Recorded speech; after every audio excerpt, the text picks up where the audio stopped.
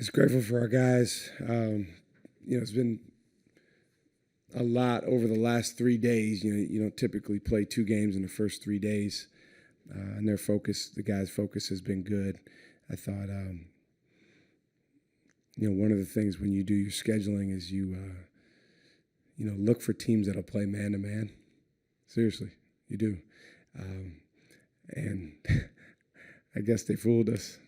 Because the last two games, about 90 possessions we've played against have been zone. And, we play against zone in practice against our scout team, and we prepare for it some, but nowhere near as much as we do with man-to-man. So overall, proud of the guys for how they handled playing against zone on Monday night and tonight. We were not as good defensively tonight as we were on Monday.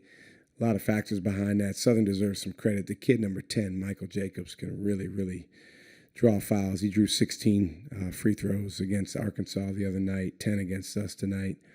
But really glad we got a lot of different contributions from various guys. Mike Phillips going in the game at the very end. He can do that. He can shoot the ball like that. And I thought that Chase, led the way with aggressiveness. Sean had a really good floor game, which is what, I've challenged him to do. You got to be a point guard out there. You got to run your team. You got to get guys shots. And I thought he took a huge step with that tonight. You've praised Caden's work all summer. What'd you like about the way you put it together in the second half? Well, he's such a conscientious guy that he's always thinking about others. He's always thinking about what can I do for my teammates? What can I do for my coaches? He wears number 18 because I'm the 18th coach. Think about that. Who would do that?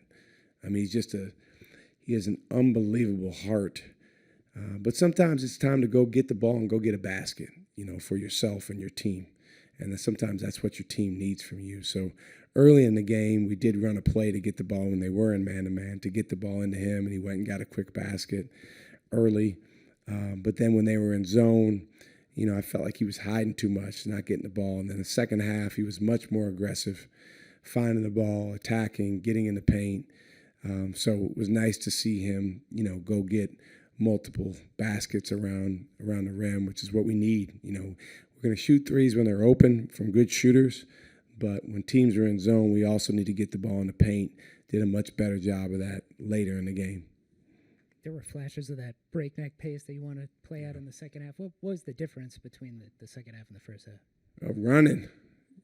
I think, we are not yet to the point where every single possession it's a sprint. It's a push the ball as hard as we can. And I think the zones the last couple games have slowed us at times, but we want to beat the zone down the floor too.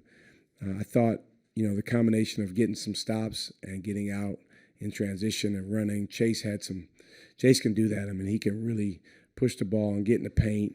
And, NJ and Sean, those guys, we haven't seen yet in the games as electric as they can be in transition, but we've seen little snippets of what they can be.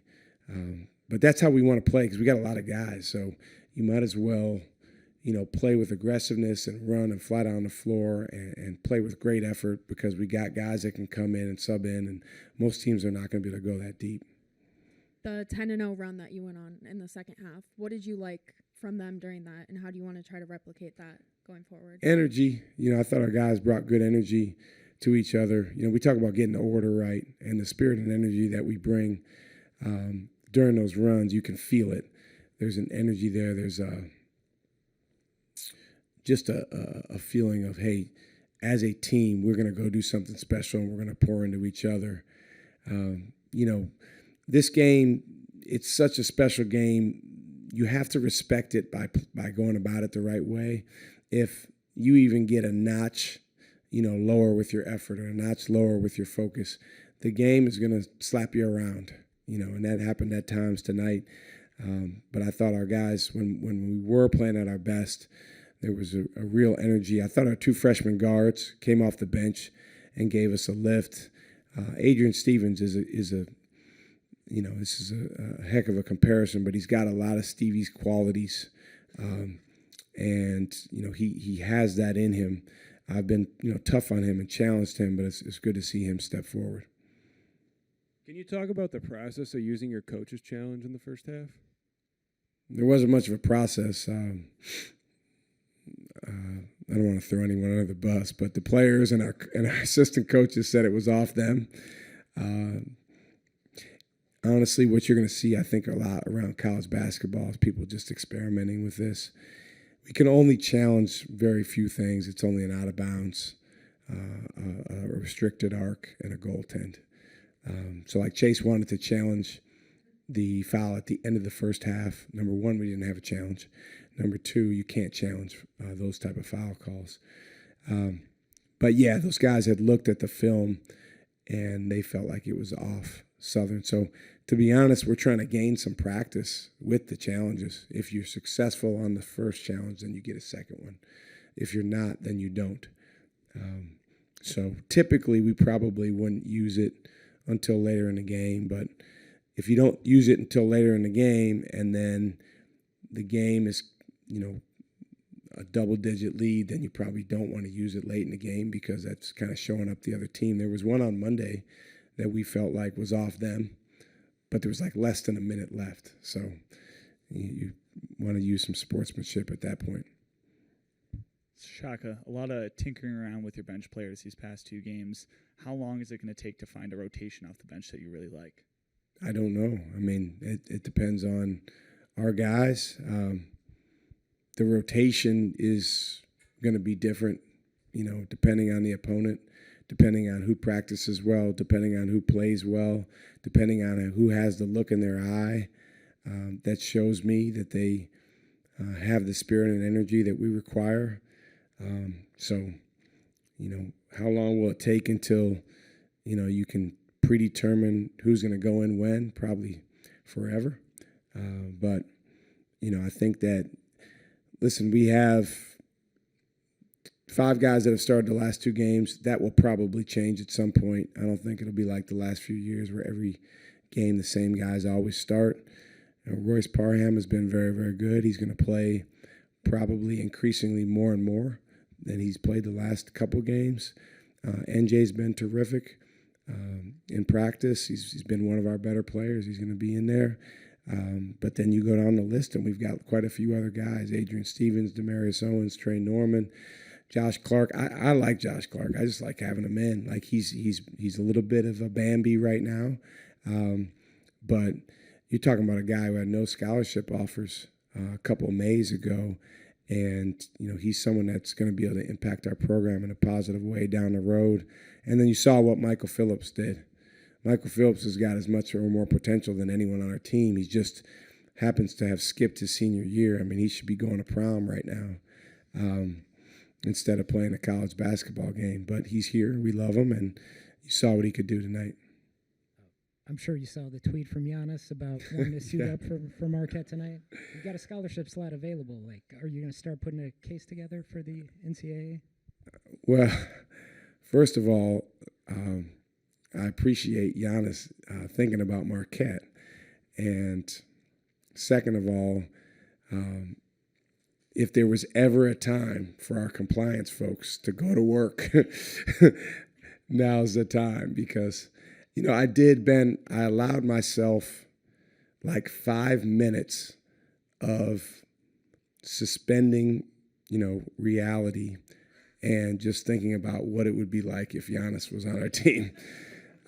Because I don't know if you guys saw the graphic, Ben made with Giannis with a Marquette uniform. So I just said, you know what, 5 minutes, okay, then I'll go back to real life. But so I'm just thinking, okay, how would we play him? Who do we want out there with him? And one of our coaches said, I think we'd win every game if Giannis played.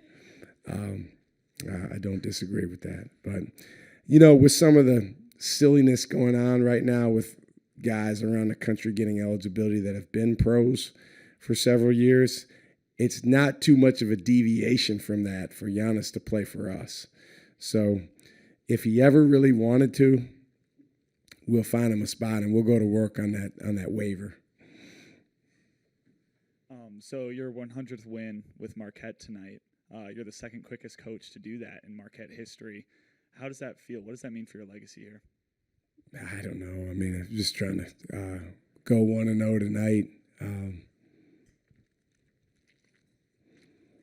It's all about the players.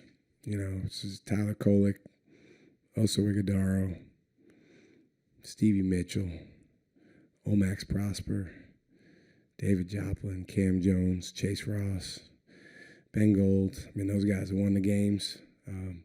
It's a privilege to be a college basketball coach. I think there's a lot that's kind of written and said, and there's a very contentious relationship sometimes between coaches and the media or different things, and I get all that stuff, but to me, it's a privilege. I'm like I said, I'm the 18th coach here. Some point there'll be a 19th coach. That's how it works. We're all replacements of someone else, and then there'll be someone that eventually replaces us. So while we get this moment in time, I tell the guys the opportunity of a lifetime that can only be taken advantage of during the lifetime of the opportunity. So I can't believe it's been 4+ years here. It's gone fast, and grateful that we've won 100 games during that time. But I would say I want to go after 100, 200, 300, 400 more, but it's really about one game. You just want to win the next game and the next practice, and help these guys move forward.